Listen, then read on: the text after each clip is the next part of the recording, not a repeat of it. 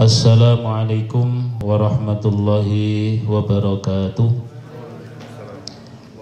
Innal hamdalillah nahmaduhu wa nasta'inuhu wa nastaghfiruh wa na'udzu billahi min shururi anfusina wa sayyiati a'malina may yahdihillahu fala mudilla lahu wa may yudlil fala hadiya lahu. Asyhadu an la ilaha illallah wahdahu la syarika lahu wa asyhadu anna Muhammadan abduhu wa rasuluh alladzi la nabiyya wa rasula ba'dah. Allahumma salli wa sallim ala nabiyyina Muhammadin wa ala alihi wa ashabihi ila yaumiddin. Ya ibadallah, usikum wa nafsi bitaqwallah la'allakum tuflihun. Kama qala Allah Ta'ala, a'udzu billahi minasyaitonir rajim, ya ayyuhalladzina amanu taqullaha haqqa tuqatih wa la tamutunna illa wa antum muslimun. Wa qala ya ayyuhalladzina amanu taqullaha wa qulu qawlan sadida yuslih lakum a'malakum wa yaghfir lakum dhunubakum wa may yuti'illaha wa rasulahu faqad faza fawzan 'azima.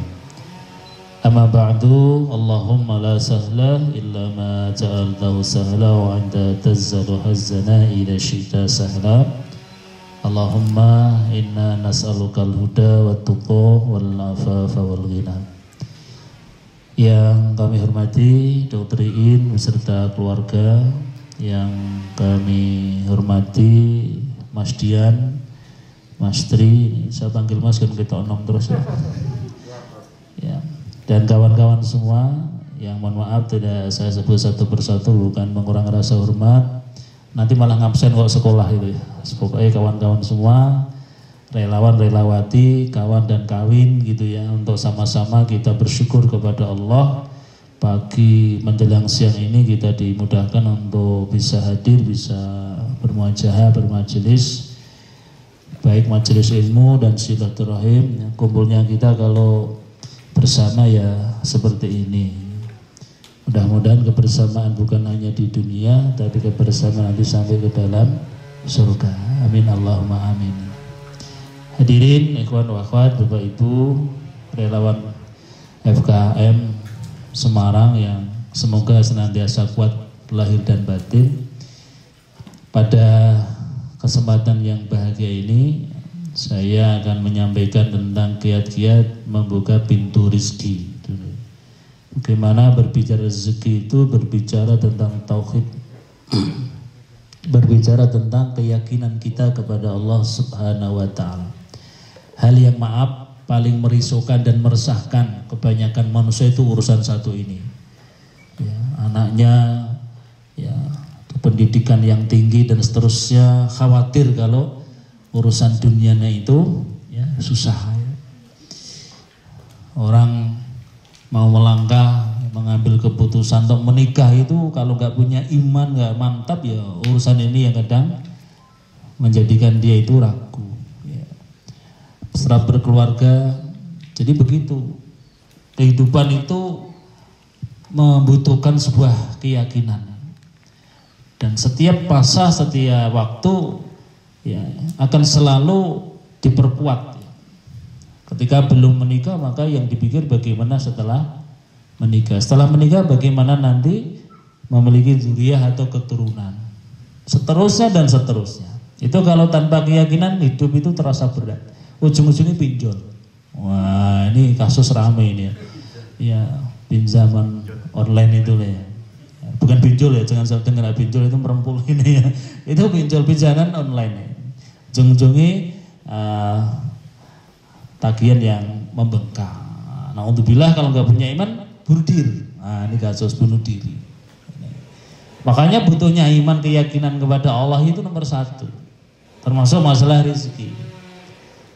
Di mana kita oleh Allah Subhanahu wa Ta'ala dihadirkan di bumi ini membawa rezeki masing-masing. Bahkan sebelum lahir pun sudah dicatat dengan rinci ya, kapan didapat, berapa jumlah totalnya itu sudah rinci.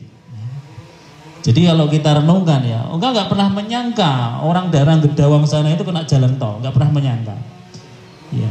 Tapi Qadarullah ya kena jalan tol, bukan ganti rugi, ganti untung. Buat ini besar.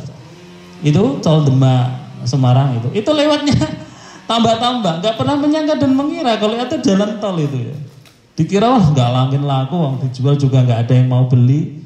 Ya siapa yang beli daerah-daerah yang banjir seperti itu? Masya Allah itu kena jalan tol ganti untung. Apalagi daerah Klaten semua begitu.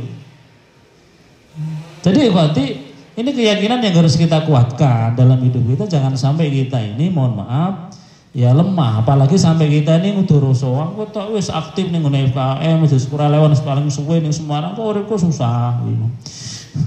Aku yo nembaki motor terus. Nikmati apa yang hari ini kita miliki itu selesai itu. Kalau kita lihat ke atas, ya kelilipan ya, dulu kelilipan itu, ya ke bawah. Ya. Masih banyak orang yang hidupnya susah dibanding diri kita hari ini. Makanya lah keyakinan tentang masalah rezeki itu keyakinan, keimanan, ketauhidan kita kepada Allah Subhanahu Wa Taala. Saya akan menyampaikan satu syair dari Imam Syafi'i. Ana insyita a'damu kutan. Jikalau aku masih hidup, pasti Allah Subhanahu Wa Taala bisa menyediakan makanan. Ya, jadi kalau kita masih hidup, pasti masih bisa makan. Nah. Tapi sebaliknya, wa idza mata lastu adamu qabran. Kalau aku meninggal wafat, pastilah aku akan mendapatkan kuburan. Jadi tidak mungkin lah kalau kita meninggal nanti langsung ditinggalkan rasa durus, mungkin bau, nggak mungkin. Pasti akan dimakamkan. Siapa ahli warisnya? Ahli warisnya nggak mampu, semua masyarakat harus nyengkuyung, iuran. Ya, kalau di daerah-daerah mungkin nggak ada tanah beli ya, kuburan beli nggak ada.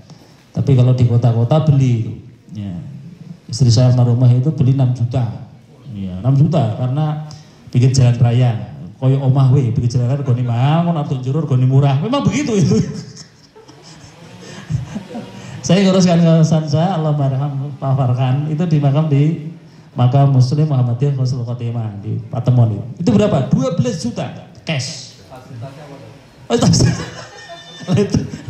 Fasilitasnya AC, kemudian kulkas, TV. Masya Allah. Ya jadi yakinlah itu jangan kita ragu. Kalau toh meninggal pasti juga akan dimakamkan. Ya. Himati himatul mulu, semangatku itu semangatnya para raja. Meskipun kita nggak jadi raja, dan semangat kita harus semangat raja. Alhamdulillah Pak Puji. Antum tak batin loh, mana Pak Puji belum datang ini beli ya. Selalu yang saya absen tuh anus itu. Masya Allah luar biasa antum. Sejak subuh sudah sibuk terus ngurus umat ya, ngurus umat dan umahat mungkin. Wa nafsi nafsun hurrin, dan jiwaku jiwa yang merdeka. Jadi maksudnya itu jiwaku jiwa yang merdeka, tidak ada yang membelenggu di diri kita. Ya, jiwa bukan fisik ya. Ada orang yang fisiknya kemana tapi jiwanya terbelenggu. Ini jiwa bukan lagi fisik gitu. Tarmudallatu kufron, dan aku melihat kehinaan itu adalah sebuah kekufuran. Ini berarti syair Imam Syafi'i tentang keyakinan bahwa kehidupan itu oleh Allah Subhanahu Wa Taala sudah dipersiapkan sedemikian rincinya. Jangan sampai kita ini lemah iman, ya lemah imun juga ya, baru iman terus imun jadi itu ya. Ya ini Bu Dokter nggak ada tulisannya pakai masker ya. Saya ini bagaimana nih? Pakai masker jaga jarak dulu, jaga jarak ini itu ya, empat-empetan kabeh itu ya. Terus belum buka pintu ini. Ya ini namanya bukan AC tapi aki ya. Angin gede itu. Saya sendiri sembriwing. Jadi yakinilah bahwa Allah Ta'ala itu sudah mempersiapkan kehidupan kita sedemikian detail, bahkan ya suapan makanan, minuman dan seterusnya itu sudah ditakdirkan oleh Allah Subhanahu Wa Ta'ala. Tidak mungkin salah alamat, tidak mungkin ya salah tempat. Ya. Manusia mungkin sangat mungkin salah, tapi Allah nggak akan mungkin pernah salah. Urusan rezeki, urusan dunia itu tidak mungkin salah. Meskipun rumahnya berdampingan, ya, meskipun catnya mungkin sama warna, tapi nggak akan mungkin keliru. Maka kita imannya seperti itu. Kalau udah itu hak kita, pasti akan datang. Tapi tentulah dalam hal ini kita ada ikhtiar, ada usaha. Maka ikhwatillah, para salaf itu membangun keyakinan itu sedemikian kuat. Bagaimana kita tengok kehidupan mereka? Nah, dilihat kita dengan mereka hidupnya mewah kita loh. Imam Syafi'i itu dahannya udah seenak roti, apalagi rotinya rapi gitu ya. Wah, enak banget itu. Ini baru keluar kotak snacknya, belum yang di dalam punya Bu Dokter itu. Tidak untuk kita, untuk beliau itu ya. Ya. Artinya kemewahan yang kita miliki kadang melenakan kehidupan kita. Sementara mereka orang-orang salaf yang sangat sederhana dalam kehidupannya malah semangat di dalam menjalankan ibadah. Maka kita jangan terlena dengan kenyamanan. Ya, kita harus mau berubah, harus mau siap ditempatkan di mana saja, kapan saja. Wah itu ya, dimanapun berada. Ya, on call, 24 jam full. Ya, tapi saya yakin masih tidak akan mungkin telepon jam 2 malam, mangkat gitu ya. Paling yo baru subuh kan mangkat gitu. Nggak, artinya kita sadar diri, paham diri lah. Tidak terus kersanya militeristik. Ya, ora tepat push up. Nanti yang telat Pak Puji suruh push up dia itu. Ya. Oh, nanti sadar Puji, garwane Pak Puji telat push up. Ya enggak lah, kita orang terus militeristik itu enggak gitu ya. Ya, enggak begitu. Kita paham diri on time. Ya, undangan 09.30 ya 09.30. Momennya ada yang terlambat itu maklum lah gitu ya. Jazakumullah. Lalu hal-hal apa yang bisa menjadikan kemudahan Allah tambahkanlah rezeki untuk kita, meskipun sebenarnya rezeki itu sudah dicatat secara pasti, tetapi Allah masih membuka ikhtiar usaha kita agar Allah menambahkan bahasa bukan memberi, kalau beri di pasti, memberi itu pasti, tapi menambahkan. Jadi kalau doa ya Allah aku minta rezeki, ini perlu kita koreksi karena tanpa diminta sebenarnya kita sudah didapat, dan tidak perlu minta mati. Ya Allah aku wani mati, ora usah njaluk mati tetap dikei mati. Jadi di sini bedanya itu, minta ditambahkan kemudahan menjadi kehidupan. Tentu bukan hanya wanai wal fulus wal uang wal duit, tidak, tapi adalah ya pendengaran, penglihatan, kemudian kehidupan, kendaraan, makanan, minuman, itu rezeki. Dan itu yang kita konsumsi. Ini belum rezeki saya karena belum saya minum. Itu Pak Mas Dian ya. Karena masih di gelas. Nah, kecuali kalau sudah saya minum, praktekkan Mas Dian ini. Ya, enak, Ustadz kok praktek. Itu baru rezeki saya gitu loh. Ya, kalau belum saya minum belum rezeki saya. Makanan ini belum tentu rezeki saya ini. Iya.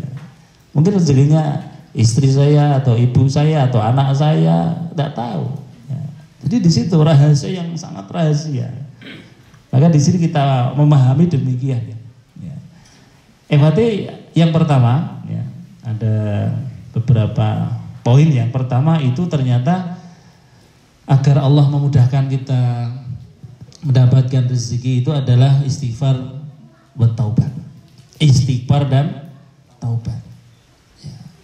Jadi bukan kena bangkal dapat rezeki kerja keras, ya berangkat pagi pulang malam ya, ya banting tulang peras keringat. Ya. Sikil nggo sirah nggo sikil, remuk awake itu ya. Sirah nggo sikil kan remuk diwolak-walik itu ya. Enggak begitu. Dalam Islam konsepnya tidak bekerja keras. Iya. Kalau kerja keras akhirnya dia melupakan perintah-perintah Allah. Bahkan meninggalkan. Ya. Maka konsepnya adalah istighfar dan taubat. Pertama kali itu. Ya berarti Allah Ta'ala firmankan ya, baik dalam surah Nuh ya. Surah 10 sampai 12. A'udzubillahi minasyaitonirrajim. Faqultu astaghfiru rabbakum innahu kana ghaffar. Faqultu, maka aku Nabi Nuh dalam ayat ini berkata kepada kaumku, istaghfiru rabbakum, mohonlah istighfar wahai kalian umatku, kaumku, rabbakum kepada Rabb kalian. Innahu kana ghaffar, sesungguhnya Rabb kalian adalah Maha Pengampun. Jadi awal kalilah kita baca istighfar. Nah setelah kita baca istighfar, yusli sama alaikum mitrara, dia Allah akan menurunkan dari langit atas kalian itu hujan yang lebat. Hujan yang lebat. Jadi bukan menurunkan dari langit uang, langsung istighfar, metu komah, udah duit, malah ora payu duitnya. Yang turun apa? hujan. Apa hubungannya hujan dengan rezeki? Nanti ayat berikutnya menjawab, wa yamditkum bi amwal wal banin. Dan sungguh setelah kau banyak istighfar, niscaya Allah Ta'ala akan berbanyak amwal wa banin, harta bendamu dan banin, anak-anakmu. Wa ja'al lakum jannatin, dan dia Allah akan mengadakan untukmu kebun-kebun. Wa ja'al lakum anhara, dan mengadakan untukmu di atasnya itu sungai-sungai. Hubungannya apa? Ikhwati, kehidupan di dunia ini itu diawali dengan air hujan. Tanpa kehidupan, tanpa air hujan tidak ada kehidupan, gersang meninggal. Kita bisa makan buah. Sekarang musim apa ini, Mas Dian? Atau Mas Tri mungkin buah apa, Mas Tri? Durian ya? Durian itu ya. Ya di pasar, tapi di sini jangan mengharap ya di pasar. Sing ada disyukuri lah, jangan ngarep durian. Nah ono yo syukur alhamdulillah, kalau gak ada ya beli duar itu. Iya, kelengkeng. Itu karena ada hujan. Tanpa hujan tidak ada kehidupan. Tidak ada pohon yang berbuah. Tidak ada hewan yang makan rumput, mati. Ya. Nah, setelah orang itu menikmati kehidupan ini, ternyata Allah menjadikan kita diperbanyak wa yumditkum bi amal, diperbanyak harta dengan baca istighfar. Ya. Saya sudah baca istighfar berapa kali? 5 kali. Kayak pengen mau. Biasanya berapa Ustaz? Minimal ya sehari 100 kali. Astagfirullah, atubilai, astagfirullah, atubilai. Yang ada di dikir pagi dan petang itu loh, kan ada itu. Itu 100 kali minimal itu. Ya. Lalu bukannya dengan banin, keturunan. Karena dengan banyak istighfar orang kan gak tidur, melek dong. Gak mungkin kalau baca istighfar ambil turu. Ya karena melek itulah nyetrum. Mas Jeneng, jangan denger ya dong. Antum belum gaduh kupingi masalah. Oh iya Mas, tambah 2 senti gaduh itu ya. Ya. Mohon maaf ya, ini gujah. Artinya itu banyak istighfar, Allah akan berikan kemudahan orang mendapatkan durian keturunan. Ya meskipun demikian ada ikhtiar usahanya, itu nggak mungkin bisa kita pungkiri. Ya. Berarti kalau ada ada orang keluarganya putranya banyak, itu berarti sering istighfar. Itu salah satu ikhtiarnya. Itu salah satu ikhtiarnya dengan baca istighfar. Itu janji Allah. Makanya dari ayat ini mari kita mengamalkan. Ya, jadi istighfar itu luar biasa. Ya, luar biasa untuk memudahkan menjalin kehidupan. Ya. Bukan malah lari dari Allah. Mengaku dosa lebih baik daripada tidak pernah merasa dosa. Astagfirullahaladzim. Astagfirullahaladzim. Mengaku dosa. Iya. Nah, dengan pengakuan dosa ini al-itiraf, Allah sayang kepada hamba. Taubatnya hamba ini Allah akan sangat senang dan gembira, melebihi kesenangan seorang pengembara di padang pasir yang kehilangan onta beserta muatannya. Coba kalau kita ini ya pengen ngetes ya, wes nggawa ransel isine makan minuman, kendaraan, begitu istirahat ketiduran, motor sak isine sak dompete ilang kabeh. Nangis itu. Paling di padang pasir, kita enak, langsung telepon, kirim bantuan FKM, mobil teko, penak. Itu kesenangan Allah melebihi kesenangan musafir yang kehilangan onta beserta seluruh matanya. Perasaan itu happy banget. Nah, happy kayak mantep ya, happy banget, super happy banget itu. Ya. Artinya Allah itu sangat senang gembira ketika melihat hamba itu taubat. Kembali kepada Allah. Jadi kalau ada orang yang bertaubat itu setan kalah. Ya. Oh taubat ya, tapi bukan tobat toma. Saya tobat besok komat meneo. Kasus saya kuwi. Ya betul-betul taubat. Nah, ketika hamba taubat, setan itu kalah. Kenapa? Allah akan mengampuni hamba itu selama yughurgir, selama belum nyawa di tenggorokan. Ya. Sebelum pecatnya ya roh dari raganya, itu masih diberi kesempatan. Ini berarti azakumullah, maka kita mendawamkan diri untuk beristighfar, kembalilah kepada Allah. Nah, sekarang ada komunitas hijrah. Ya. Hijrah kan kurang keren, ditambah cah hijrah. Cah kan bocah. Ya. Nah, wong kan wong tua, wong itu nggak ada wong hijrah itu nggak ono. Itu cah hijrah gitu ya. Masih muda-muda meskipun usianya sudah tua, tak jadi masalah. Gitu ya, jadi ternyata Dengan istighfar dan taubat itu Allah akan memudahkan melambangkan rezeki yang kita dapat. Ya. Ini yang pertama. Ya. Kemudian yang kedua adalah kita beribadah kepada Allah dengan sepenuh hati, bukan hanya sekedar gugur kewajiban. Sepenuh hati itu full, ya, full penuh, tidak hanya separuh-separuh, tidak hanya sakobre, tidak hanya ya lewat asal mengerjakan, tidak. Jadi mempersiapkan diri sebaik-baiknya dalam masalah ibadah. Apa sholat saja? Ya tidak hanya sholat. Seluruh aktivitas hidup kita dalam perintah Allah itu namanya ibadah. Ya entah itu sholat, entah itu saum, entah itu zakat, entah itu birrul walidain, termasuk ta'awun birri wa taqwa, termasuk thalabul ilmi, termasuk mentaati perintah Allah, Rasul dan suaminya, itu nilainya adalah ibadah. Jadi luar biasa. Jadi sepenuh hati.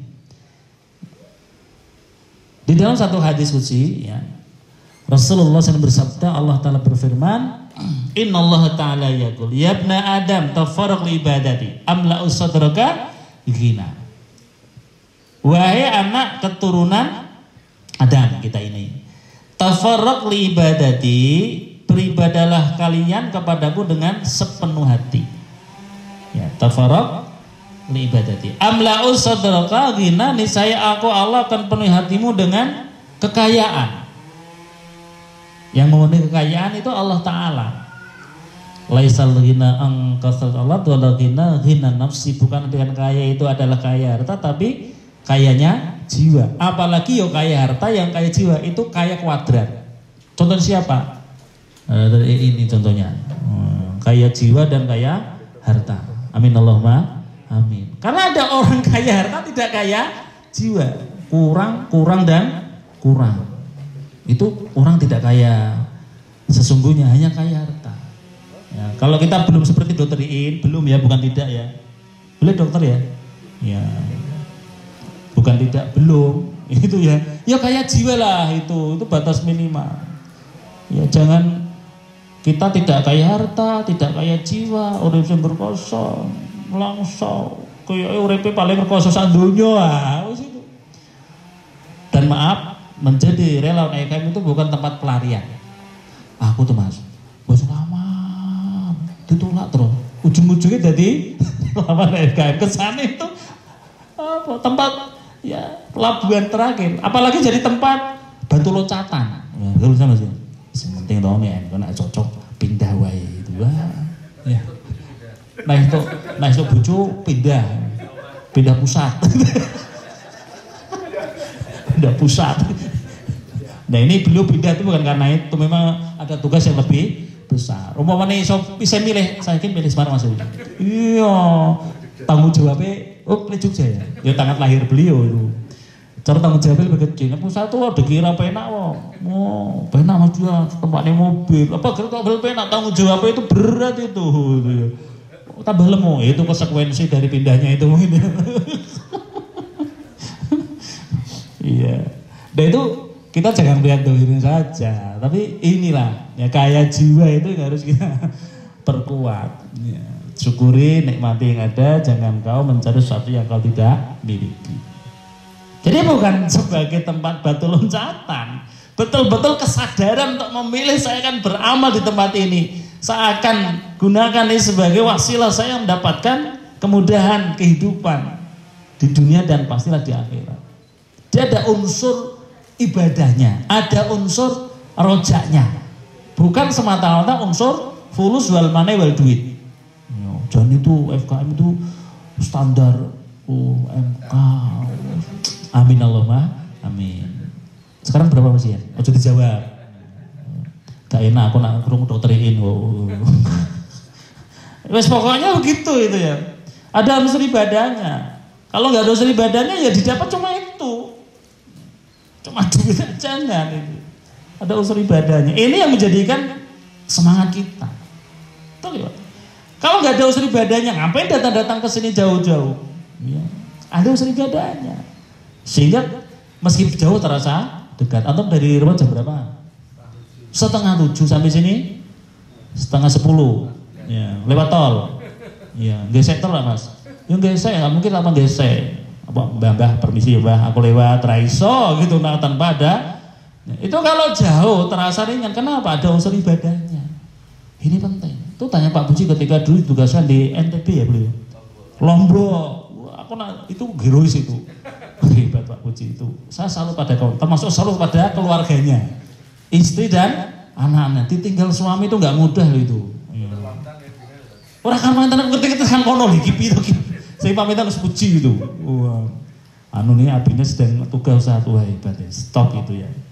Ya, jadi tidak setiap orang itu mampu meninggalkan kenyamanan hidup, betul itu. Ya. Maka nanti kalau ada naudzubillah ya, kita nggak berharap ya. Muka-muka gempa, dan enggak begitu. Ngalup itu. Ya umpama Allah menjadikan satu tempat ada bencana ya kita ditugaskan ya kita siap bersedia. Ada nilai unsur ibadahnya. Bukan semata-mata hanya mendapatkan dunia. Ikhwati, kalau kita harapannya ibadah, Allah akan amla'us sadraka ghina wasatu faqraka ya. Dan Allah Ta'ala akan penuhi semua kebutuhanmu. Ya, kalau kita di jalan Allah dan kita tinggalkan astaudiikumullah ya Allah, aku titipkan, aku tinggalkan anak-anakku dalam perlindunganmu. Wah, itu dijaga Allah. Rumahku dijaga, hartaku dijaga, anak-anakku dijaga, itu begitu Mas Dian sekarang. Saya tidak mungkin anak saya tak CCTV kafe, pening tidur, wanto, tidak mungkin bisa. Ya, secanggih apapun, tapi harus ada unsur Allah yang mengawasimu, Allah yang menjagamu, Allah yang melindungi, Allah yang memenuhi sebuah kebutuhanmu. Jadi sandarannya Allah. Wah, itu sudah pol itu. Ya. Artinya di sini Allah akan penuhi semua kebutuhanmu, semua keperluanmu, semua keinginanmu Allah akan penuhi kalau ibadah. Nah di sini betul kita muhasabah. Mohon maaf, aku yo sholat baca Quran, tapi kok usir kroso Ustaz tuh. Lah kamu sholat jamaah jam berapa kali? Sehari 3 kali Ustaz. Ya ditambah, karena sholat itu 5 waktu, duhur, asar, maghrib, isya dan subuh. Lah kamu sholat jamaah waktu apa? Maghrib, isya, subuh Ustaz. Dan duhur sama asar di rumah ya nggak boleh, sholatnya berjamaah di masjid. Yang sudah jadi masjid tanya lagi, kok aku susah Ustaz? Sudah jamaah di masjid berapa kali? 5 waktu. Datang jam berapa? Mau salam baru datang Ustaz. Nah ketahuan kan? Ya alhamdulillah Pak. Artinya apa? Bahwa jangan sampai kita merasa sudah tertib ibadah, ternyata kita tidak disiplin dalam masalah waktu. Ya kita tertib lah sebelum adzan kita sudah hadir. Kan aku imam Ustaz. Wah, bisa cari masalah we. Meskipun nggak jadi imam ya datanglah tepat waktu. Jangan menjadi imamul masbukin, imamnya orang-orang yang masuk. Oh ya imam Ustaz. Yang siapa? Imamul masbukin. Wah kayak tunggalin aku itu ya. Wah, aku jadi imam sing telat itu ya. Astagfirullah. Jangan ya. Meskipun kita tidak jadi imam, contohnya seorang tabi'in Sa'id bin Musayyab, beliau itu disiplin menjadi makmum 5 waktu, tidak pernah tertinggal takbiratul ihram bersama imam di shaf pertama selama 40 tahun. 40 tahun. Iya. Kenapa? Ini menjadi syarat terpenuhinya kehidupan kita. Tapi ikhwati afwan, sebaliknya. Ya. Wa in taf'al mala'tu yadaka syughlan. Dan kalian jika tidak mengerjakan yang demikian, tidak tertib dalam ibadah kalian, maka yadaka syughlan, akan aku penuhi tanganmu dengan kesibukan dunia. Wah, terus urusan dunia. Seolah urusan dunia itu ya berat untuk ditinggalkan. Sibuk sana, sibuk sini. Wah, kita nggak sibuk. Kalau saya si Pak itu ya kan Bapak si Pak. Seolah-olah dunia ini berat untuk tinggalkan, akhirnya apa? Ibadah sak cekel-cekeli. Ya. Nah inilah masalah. Kenapa? Karena kita tidak fokus dalam urusan ibadah. Walam asaddu faqra, yang lebih berat kamu akan menjadi orang yang fakir, selalu orang susah hidup. Jadi susah tidak itu kembali kepada tertib dan tidaknya kita ibadah kepada Allah Subhanahu wa taala. Ini hati ya kita renungkan. Kita tidak menghakimi siapa-siapa, tapi muhasabah untuk diri sendiri. Ya. Tidak menghakimi siapa-siapa. Dan Ustaz tidak boleh menghakimi. Itu ya. Ustaz itu bukan hakim, Ustaz itu dai itu ya. Ustaz itu menyampaikan. Ini muhasabah buat kita. Apalagi kita terkenal atau mungkin dikenal sebagai aktivis ya, atau sebagai relawan IKM. Yang secara performanya itu berbeda dengan masyarakat. Penampilannya, keluarganya. Orang itu mesti melihat penampilan dulu. Ya. Maaf saya minum bismillah. Alhamdulillah. Melihat penampilan dulu. Orang melihat kita ya dengan penampilan Islami ya, kita Islami ya. Baju nutup aurat. Ya. Anak-anaknya disekolahkan di lembaga pendidikan Islam. Itu sudah jadi kredit point buat kita di tengah masyarakat. Tinggal kita bagaimana menjaga ya, istiqomah di dalam dakwah ini. Jangan sampai kesannya oke loh, relawan IKM, aktif dan sulai telat. Kalau bujune gelut. Ya apa ini? Berdebat, padu, banting-bantingan, piring, wanake ora diurus, nangis ujar-jarno, ora pernah ditusik. Akhirnya Pak, nilainya tidak simpati. Jadi dakwah tidak harus dengan kata-kata. Mungkin orang dakwah dengan hal, dengan perbuatan. Ya. Dan itu mungkin lebih ya apa ya, bisa dipraktekkan langsung yang melihatnya. Jadi ikhwati demikian ya. Sehingga dalam menjalani kehidupan ini ibadah jadi urat nadi kita. Ya. Aktivitas apapun kita on time, disiplin. Ya. Bukan disiplin saat makan gratis, wow, tekoni guasi itu ya. Nah itu banyak orang begitu ya. Tapi urusan ibadah juga harus lebih disiplin. Baik, ini nomor 2 ya.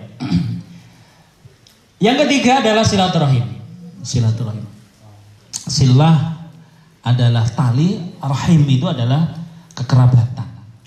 Meskipun silaturahim ini akhirnya lebih melebar, bukan hanya urusan kerabat, tapi urusan hubungan ukhuwah. Dan ini bukan amalan ringan, ini amalan berat. Apalagi sekarang sudah ada alat komunikasi yang lebih canggih. Ada video call, ada WA dan seterusnya. Seolah-olah orang meninggal cukup dikubur lewat WA. Ya. Akhirnya orang udah teko. Berbelasungkawa atas meninggalnya ini, tak doakan dari jauh, saya belum bisa datang. Ya. Nah gitu semua akhirnya yang mati harus ngubur. Aduh ya Allah, kadang-kadang kemudian teknologi menjadi kita ini mempersempit ya kesempatan untuk beramal. Para salafus soleh ketika ada kedukaan, ada yang meninggal, itu nomor 1. Datang mereka, membantu, mengirimkan makanan, ya, membantu keluarga yang ditinggal, mengurus jenazah dan seterusnya. Ya. Jadi memang harus begitu.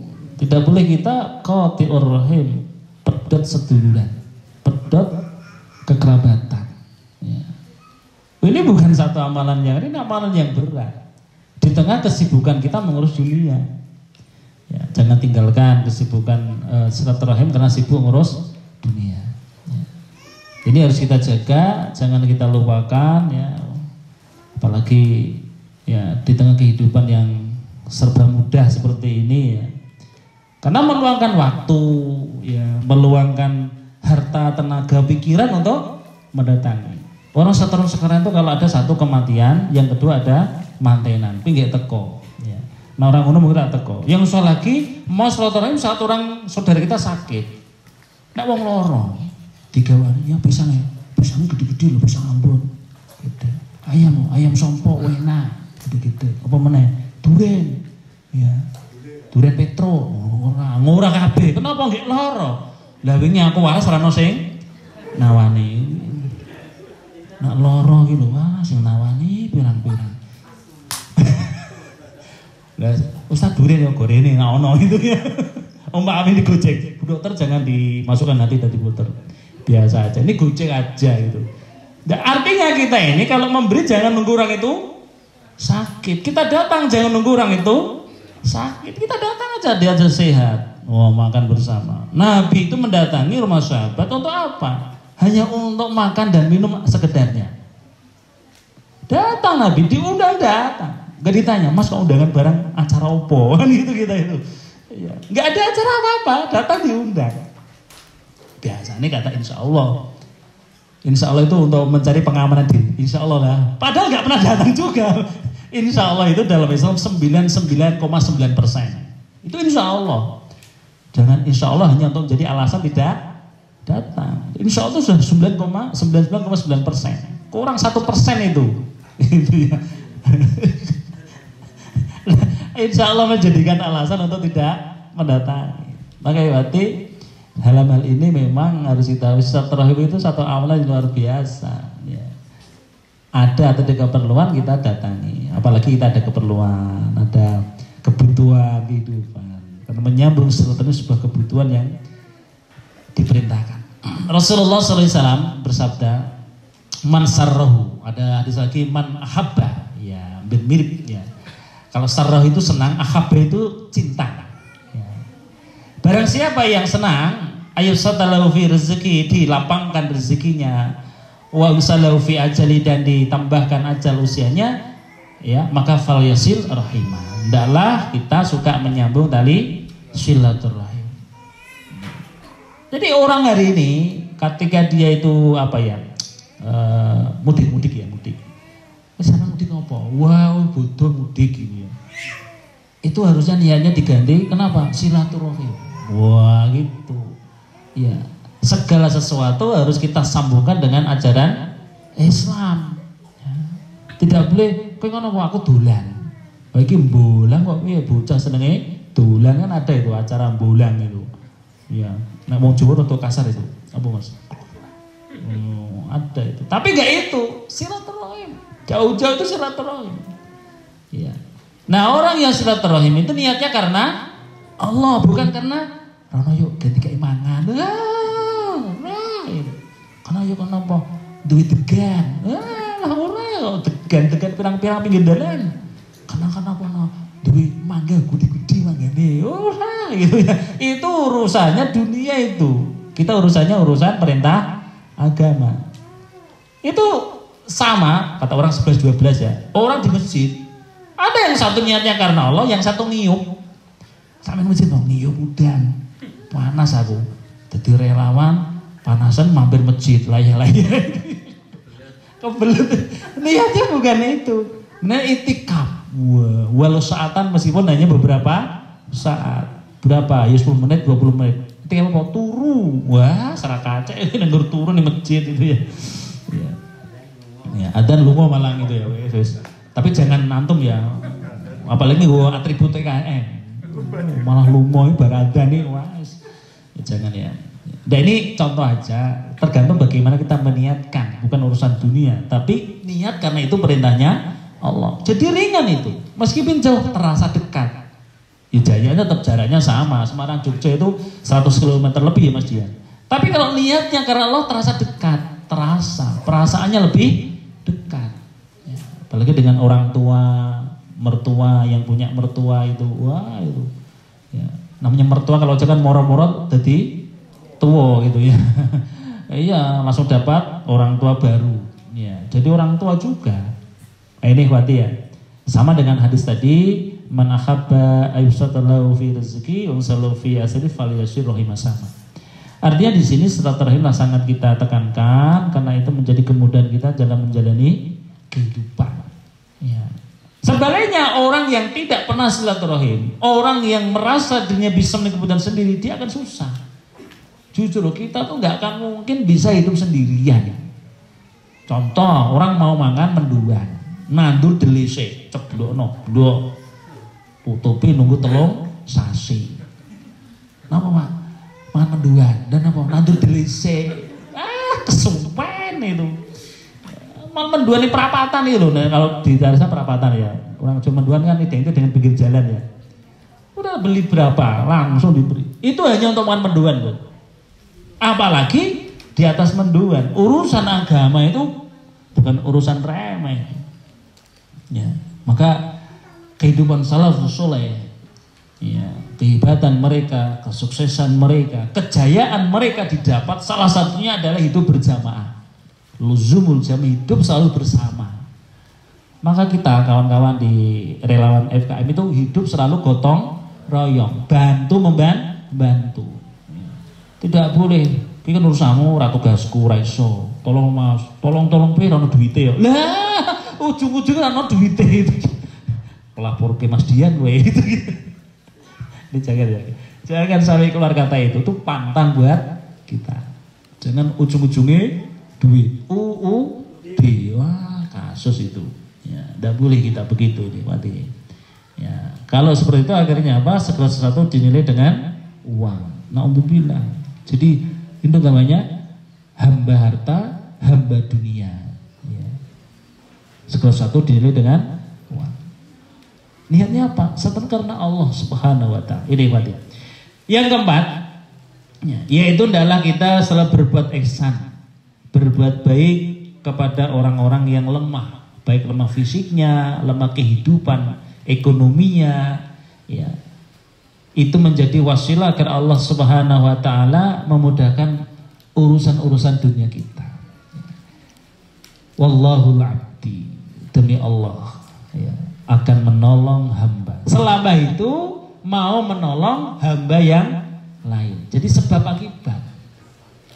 Ya. Kalau kita menolong, membantu, meringankan orang lain dalam kehidupan dunianya, kita juga akan ditolong, dibantu oleh Allah Subhanahu wa taala. Aku nolong Ustaz, wong banjir tak tulungi, wong kebakaran yo tak bantu, wong gempa yo tak bantu. Kok aku merasa susah? Ya, itu perasaan kita. Kalau Allah memberi tolongan kan bisa jadi min ghairu layatasib, dari arah yang tidak pernah kita sangka. Kalau niat tadi betul-betul karena menolong perintah Allah, saya yakin pasti Allah akan mudahkan. Dan itu bukan settingan kan, digono TV nolong. Wang kaget, tadi wang kaget ya, acara TV itu. Kita itu nolong itu kan, ya itu betul kejadian, bukan settingan. Kita pun betul begitu, bukan karena ada harapan dunia. Menolonglah kepada hamba-hamba yang lemah, kita pasti akan ditolong Allah, akan dibantu oleh Allah Subhanahu wa taala. Kalau tidak sekarang ya besoknya besok. Kalau nggak tahun ini tahun depan. Kalau tidak kita mungkin anak-anak cucu kita, selesai itu. Urusan itu bagi Allah akan sangat mudah. Maka disebut relawan. Ya. Orang-orang yang merelakan dirinya, mengabdikan dirinya untuk membantu orang-orang yang butuh pertolongan. Ya. Tanpa mengharap urusan dunia. Ini beda dengan apa itu? Saya nyebrang kayak, oh terus terus itu sing perempatan itu loh. Ya, Pak Oga tuh jenenge. Ya, kita terus ini Pak Oga. Dia didapat cuma itu. Ya, kok nak nggak dikasih nesu, nak gendahin. Kita betul-betul dalam aktivitas kita itu lillah karena Allah Subhanahu wa taala. Kalau itu sudah menancap dalam diri kita, insya Allah kemudian itu pasti kita dapatkan. Ya. Jangan sampai kita hanya urusan dunia. Hal tungsuruna wa turzukuna illa bi'ataikum. Ya. Bukanlah kalian ditokol, ya. Bukanlah kalian ditolong dan diberi rezeki itu disebabkan karena bidu'afaikum, disebabkan karena orang-orang yang lemah di antara kalian. Jadi ternyata orang-orang yang lemah di antara kita itu menjadi asbab Allah menolong hidup kita. Ya, menjadi sebab. Nah, nak ngono tak pulang pengajian tak golek wong sing lemah. Oh. Iya. Wong kita enggak nyari, FKM sudah punya program itu Mas Jenny. Ada program untuk menolong, membantu, ya, meringankan hidup mereka. Aku sendiri ya lemah saat ini. Ya nanti ya ditolong lah itu. Maka di data Mas Jani, kawan-kawan siapa yang butuh bantuan segera dibantu. Jangan sampai maaf anggota relawan KHWM gak iso mangan guru-guru beras habis. Telepon aja Bu Dokterin. Telepon dok, nanti jadi dokterin. Apa Mas langsung gitu ya. Ki gak iso mangan kirim nanti. Ya. Yang kirim bukan dokterin, no, gak kelas beliau lah kirim bantuan. Ya perlu diberi layar aja itu ya. Sing ngirim yo Mas Dian tak dewe ora Mas Tri dan kawan-kawan yang lain. Jadi jangan sampai kita ini ya tidak beraktivitas, tidak segera melaksanakan tugas gara-gara ada masalah urusan dapur atau urusan makan dan minum. Iya. Ini hati. Maka lah kalau kita menolong orang lain niatnya karena itu. Pasti ditolong Allah Subhanahu wa taala, pasti dimudahkan oleh Allah Subhanahu wa taala. Ya. Ini yang keempat. Saya sampai jam berapa Mas Tri?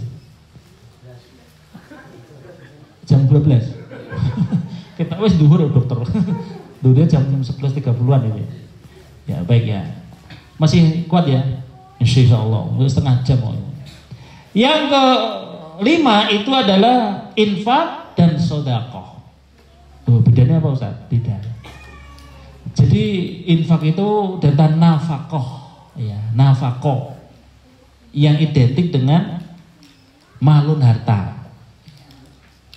Identik dengan harta, identik dengan uang. Ya.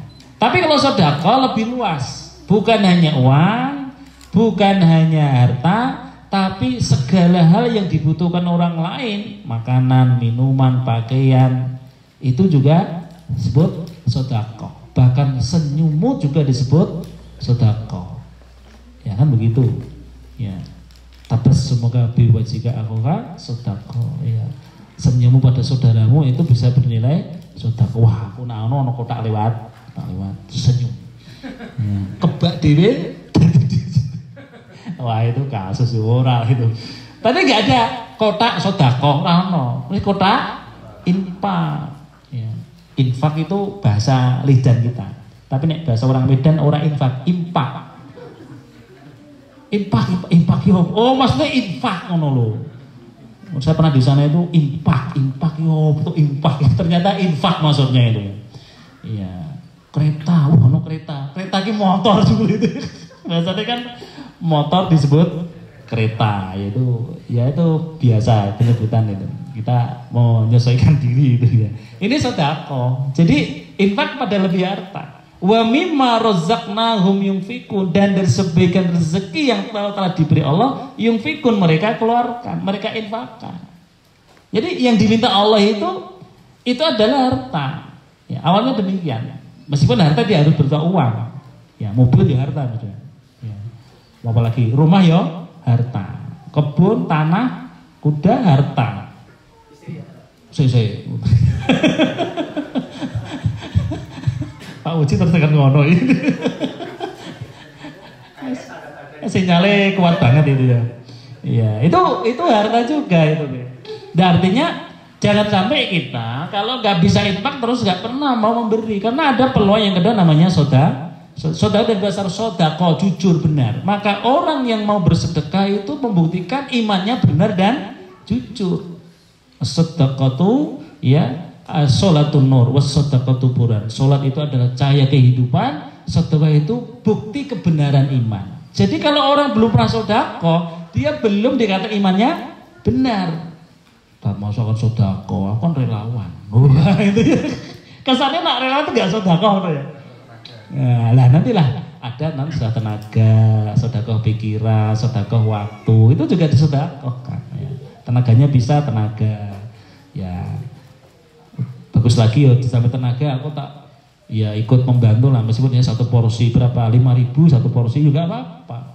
Jangan dinyinyir. Sudah ngomong aku. Ini parkir Simpang 5 6 minggu dan begitu ya. Ya karena mampunya itu mati.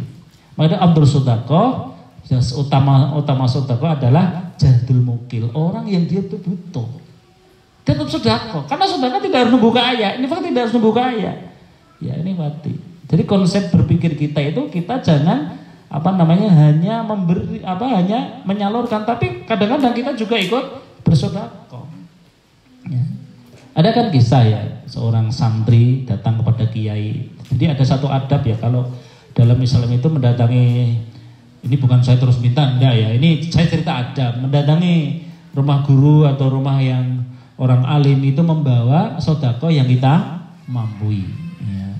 Maka kalau di daerah-daerah itu datang ke kiai, gula teh zaman dulu itu gula teh itu. Sekarang nggak pakai teh, atau gula kopi zaman dulu. Sekarang itu gawane beda, ono roti, ono buah sekarang. Ya, ini nggak terus kasih nomor rekening tidak itu ya. Itu ada santri nggak punya, dia hanya membawa tela. ketela itu kan, dia punyanya ketela. Datang pada santri, datang pada kiai, saya silaturahmi. Yang kedua saya panen ketela. Dan ngopo iki, mudah-mudahan panjenengan kersa nampi, mau menerima. Nah, namanya kiai juga akan berbalas budi. Wong kiai diberi tetap memberi. Ya. Apa yang diberi? Ibu tanya, "Bu, ini santri ini baik, ini memberi ketela. Apa yang kita punya?" Mboten enten ning kambing niku, Pak. Ya kambing kayak kon, nanti kayaknya kambinge. Ketemu contohnya, wah, seneng. Kok kambing kok di kiai. Kok aweh kambing apa aku mau sedekah ketela. Pikiran kotor, pikiran dunia. Lah yo dia sedekah ketela untuk kambing. Nah, aku sedekah roti mesti untuk luwih gede, sapi. Pikiran ngono. Tenan datang kiai itu. Sampai kiainya, matur nuwun, terima kasih, woi murid apik itu. Lah akhirnya kiai tanya, "Bu, anane apa? Anane telo ya, Pak." Kayak no telo itu. Akhirnya dia lihatnya dunia telo itu. Wah, sembilan gitu. Astagfirullah. Dan ini anekdot saja. Ini anekdot bahwa dalam sedekah, dalam memberi itu ya betul-betul niatnya karena Allah. Apalagi sedekah memberi di masa pandemi. Oh, itu jempol itu. Jempol ji ora cukup, jempol tangan loro. Ora cukup ya jempol sikil. Saking wapi itu masa pandemi, masa susah mau berbagi. Postingannya Mas Tri, lihat, wah berbagi nasi bungkus di masjid Panut, wah, aku ngerti, tapi tak komen, ya biarkan aja lah, berarti berjalan itu ya. Ya, jadi kalau kita itu membaca satu seorang, berarti orang itu sedang berada di tempat itu, sedang beraktivitas seperti itu. Ya, ini berarti jadi dalam memahami sedekah ya seperti itu konsep kita. Ya, artinya apa yang bisa kita berikan pada orang lain, maksimalkan. Ya, niscaya Allah akan membantu memudahkan urusan kita. Manja bil hasanati falau asyru amsaliyah. Barang siapa yang datang kepada Allah dengan satu hasanah, satu kebaikan, ya satu sedekah, falau asyru amsaliyah, maka Allah Ta'ala akan melipat gandakan 10 kalinya. Oh, ini paling sedikit loh, 10 kali. Ya, ada yang dilipatkan 700 kali lipatnya. Ya, ini paling sedikit. Memenjabi saya, barang siapa yang datang dengan satu saya fala yuzza illa mithla, Allah hanya membalas satu saja. Oh, datang dengan satu kesalahan, ya tidak dibalas illa mithlah, kecuali hanya seperti itu atas perbuatan salahnya. Itu tanpa rahman rahimnya Allah tidak mampu kita menerima. Karena rahman rahimnya Allah, kebaikannya Allah, kita dilipat-lipatkan kebaikan, ya. Dosa itu hanya dibalas satu. Kalau kita bertobat, dosa itu bersih. Masya Allah. Ini berarti jadi konsep sedekah, konsep ibadah infak ini, konsep yang harus kita miliki. Tidak harus menunggu kaya. Karena bisa jadi nanti orang kaya itu gak mau sedekah. Ya. Orang aku suka-suka, ya, aku nanti suka nak sedekah nunggu kaya. Gak kaya-kaya gak pernah sedekah, gak pernah infak. Sedekahlah, infaklah sesuai dengan apa yang kita miliki. Insya Allah nanti Allah akan mengganti, ya akan mengganti. Tenang saat tenin. Oh, saya ini tenangnya nggak saya tenin. Mantap ya Bu Dokter ya. Mantap Bu. Ono kol-kol edok. Mantap Bu. Ini Mas Dokter. Mantap Bu. Saking mantapnya nggak saya yakin itu wis toh. Ya, karena sesungguhnya Allah itu memberi apa kepada itu titipan. Sebenarnya itu miliknya Allah, bukan milik kita. Ya. Karena Allah itu sayang pada kita diminta untuk mengembalikan. Pengembalian itulah harta yang kita cintai, yang kita senangi. Maka dalam Islam konsep sedekah itu di mana kita memberi yang kita senangi. Ya, bukan yang kita benci. Kita juga sing bolong-bolong, sing keriput-keriput, ngeper ngono kuwi. Ya, kayak gitu. Ya, peci sing rupane ora ireng dadi kuning gitu ya, kayak gitu ya. Ya. Jadi kita memberi yang terbaik, yang kita senangi. Ya. Kita terima alhamdulillah itu ya. Yang memberi yang terbaik. Ya. Makanya Allah itu menerima sedekah hamba di samping ikhlas, iya yang terbaik yang kita berikan. Karena terbaik menurut kita dan orang lain beda-beda. Pokoknya yang terbaik. Ya. Kan ada kisah sahabat Sya'ban itu. Saya kira nanti sering mendengar kisah ini ya. Bagaimana sahabat itu sahabat yang tetap disiplin ibadahnya on time. tidak pernah tertinggal, pasti datang. Pada rumah sahabat-sahabat itu jauh rumahnya, jauh dia tetap ibadah. Jadi, ketika ditunggu-tunggu subuh nggak datang, alhamdulillah waktu habis, Rasul minta untuk ditegakkan sholat jamaah. Setelah sholat jamaah, Rasul minta untuk diantarkan ke rumah sahabat-sahabat. Sampai di rumah sahabat-sahabat, ternyata perjalanan itu jauh. Ya. Ketemulah istrinya sahabat-sahabat. Di mana suami sahabat? Ya Rasulullah, sahabat-sahabat sudah wafat meninggal kemarin sore. Kok nggak diberitahukan pada aku? Gitu, ya. Tapi ya Rasulullah, semua sahabat-sahabat suami itu sebelum meninggal, maaf ini. Aku nak mati nak mati, wah nak mati dah ini. Ini cerita bahwa sahabat-sahabat yang meninggal itu Rasulullah, dia tuh berkata 3 ucapan, 1 jauh, yang kedua semua, yang ketiga baru. Ya, maksudnya piye Pak? Kok ana jauh, semua dan baru. Ikhwati, sungguh orang yang akan meninggal itu ditampakkan pahanya di depan mata. Maka ada orang itu tersenyum. Bahkan ada yang tertawa, tapi tidak mengeluarkan suara. Mati kok hahaha, iki jauh urip jenenge nang kuwi. Tertawa itu mulutnya lebar lah. Nah, itu senang banget itu. Tersenyum aja sudah senang. Lihat wajahnya, tersenyum. Berarti dia melihat sesuatu yang sangat indah. Rasul menjawab, itu jauh sahabat-sahabat dinampakkan pahalanya, rumahnya jauh dari masjid. Itu pahalanya udah besar, apalagi semakin jauh dari masjid. Artinya apa? Kalau kita hari ini rumah kita para ikhwan ya, para suami itu dekat. Saya yakin Semarang itu nggak sampai 2 kilo. Ya, masjid, waduh mau kono 3 kilo, ora ono gitu. Ya, kono masjid, kono musola gitu ya. Nah, terus peran istri bagaimana? Peran istri memberi motivasi. Ya. Mas, kono masjid Mas. Masih jawab, burung adzan no Bu. Istri jawab, yo diadzani to Mas. Ngono. Lho ora tugasku kok, yo digawe tugasku to Mas. Itu almarhum istri saya dulu, Pak Dokter. Saya masih dapat ganti hari ini. Saya tidak akan mungkin melupakan istri pertama. Berarti Ustaz nggak cinta? Ya cinta, masa aku mau mati? Ya sorry. Cintaku padamu hidup, semati yang satu hidup, yang satu mati. Masa aku mau mati? Rasa jaluk tiga iyo itu. Maksudnya begitu. Saya mencintai dia, bukan berarti saya ikut mati, tidak. Tapi saya mencintai, mengenang kebaikannya jadi pelajaran kita. Itu saya. Bi, kok gak di masjid? Urung ada no. Jadi ada nih, pinter kue nggak ngaku itu masih saya ingat itu komunikasi itu. Ya udah pinter no aku no. Karena kan ke masjid. Padahal sudah ada muadzinnya. Karena manajer masjid itu masjidnya kan betul ya. Ada yang ditugaskan menjadi muadzin, ada yang ditugaskan menjadi imam. Bahkan imam satu, imamnya 2. Imam badal 1, imam badal 2. Nggak boleh azan imam sing kober. Ya orang sing kober. Imamnya sing gelem. Ya orang sing gelem gitu. Itu manajemen masjid semrawut jenenge. Ya, harus diatur imamnya, ini marbutnya, ini muadzinnya diatur. Ini yang menggantikan. Semakin jauh tuh pahalanya, tempatnya pahala semakin besar. Maka mohon maaf, kita tidak boleh beralasan para ikhwan. Apalagi tugaskan di tempat yang jauh. Ya maaf, sak jauh-jauh tempat kita. Semarang itu 30 menit toh.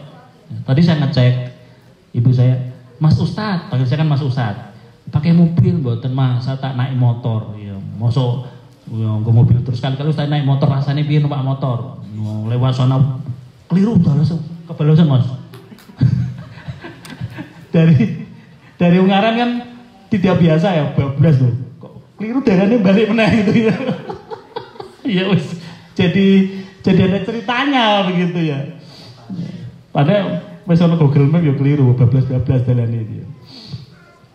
Nah, terus makin jauh. Artinya kalau kita ditugaskan di tempat tugas yang jauh, kita harus siap bahwa itu pahala semakin besar. Ya, Semarang kan paling 30 menit, 1 jam lah. Makanya kalau kita tugaskan siap. Ya, Ustaz, kerso masih ngisi. Oh siap toh Mas. Tapi di Magersari Ustaz, ora apa-apa mangkat. Atau tahu Magersari ujung Sumberjo Meranggen yang paling ujung. Ora apa-apa, ora apa-apa. Naik motor. Jemput atau rasa jemput maka dewi balik dewi. Ya. Jadi gawe naik mangkat itu ya. Antum harus begitu. Jangan ditugaskan Mana ini ke Kudus? Kudus ada. Ngangung wis piye. Mangkat bismillah. Ya. Bismillah mangkat, istrinya mendoakan, "Bah, saya doakan kepergianmu." Urung ngomong wis nangis sik gitu. Jadi kan pamit istri, ya, anak-anak berangkat tugas. Untuk apa? Ya, melaksanakan perintah Allah. Ta'awun, membantu saudara kita yang sedang berusaha. Maka semakin besar pahalanya. Itu jauh. Yang kedua apa? Yang kedua sahabat-sahabat itu dalam akhir ayatnya ternyata apa? Itu ternyata semua itu dulu beliau ketika berangkat menuju masjid, mau sholat ada orang yang kelaparan, maka diberikanlah makanan sepotong separuh untuk dirinya, wajar kan, separuh untuk orang yang minta, wajar. Itu manusiawi. Itu pahalanya besar, apalagi memberikan makanan semuanya, itu pahalanya semakin besar. Tadi aku makan apa aku? Tak kena kabehan gitu ya.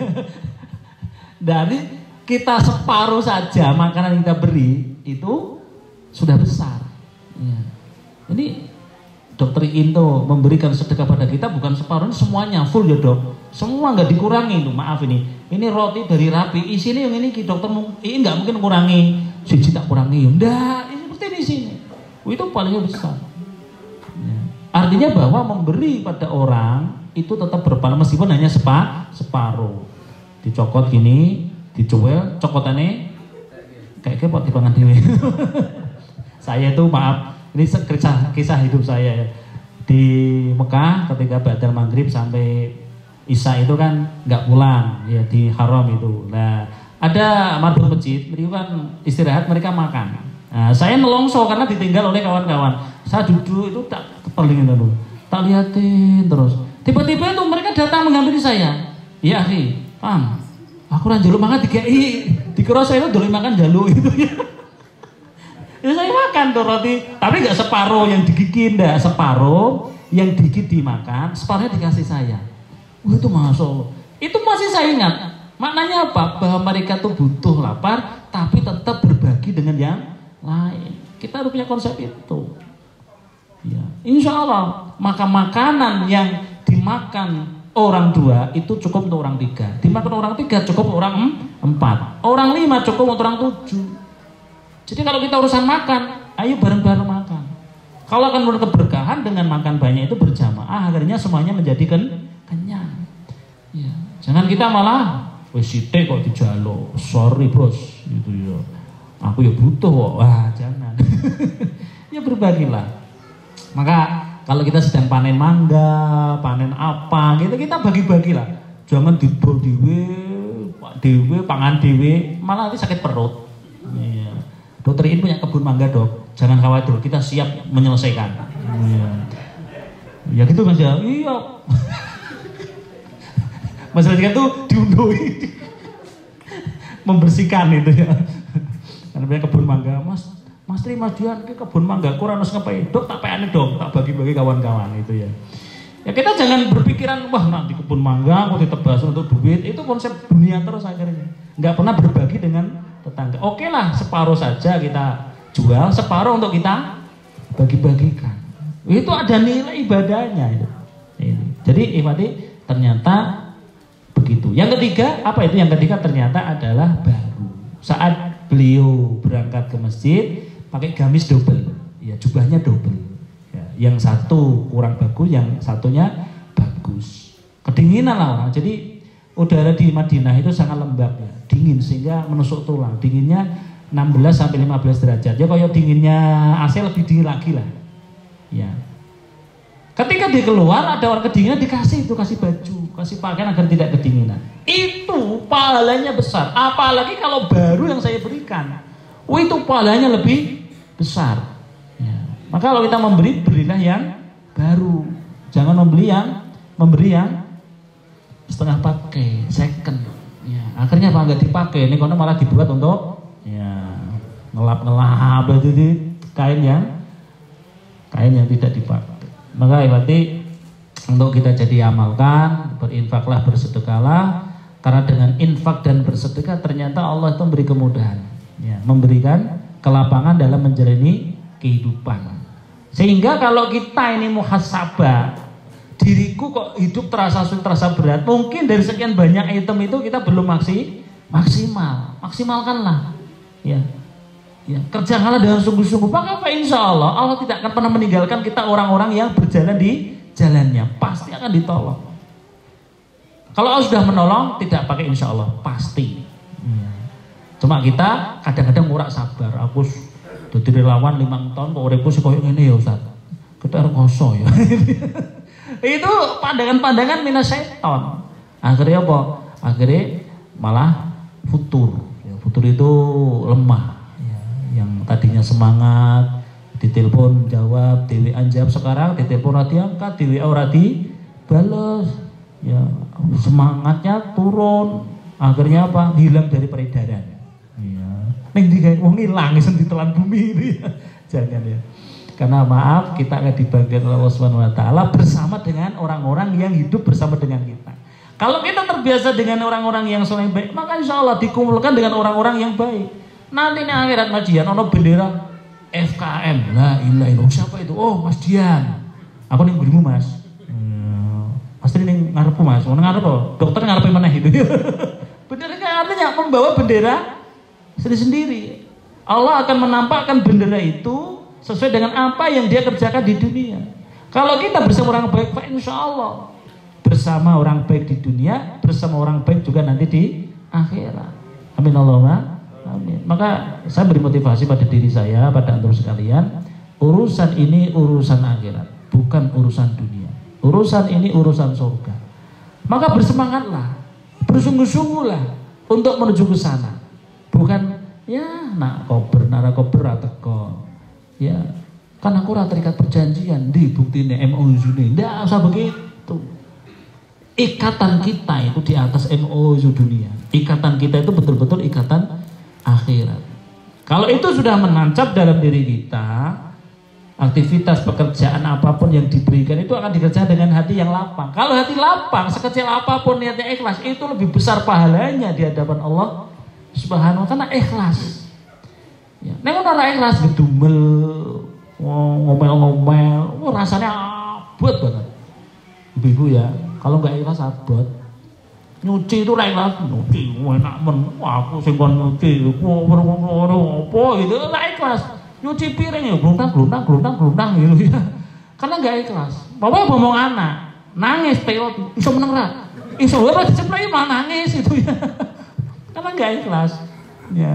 Ditiwoti malah, "Cang Bu, aku tambah loro tadi woti." Astagfirullah.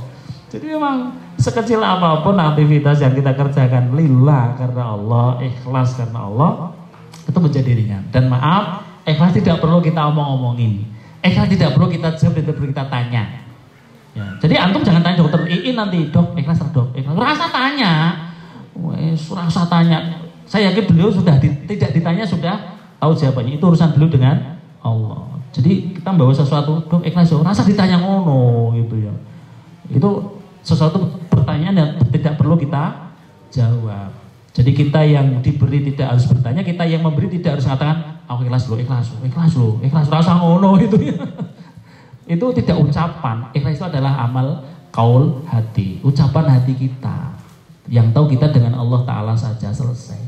Ini ikhwati untuk sama-sama kita kerjakan. Posisi apapun kita, ya kita memang harus saling ikhlas, saling melaksanakan tanggung jawab dengan sebaik-baiknya.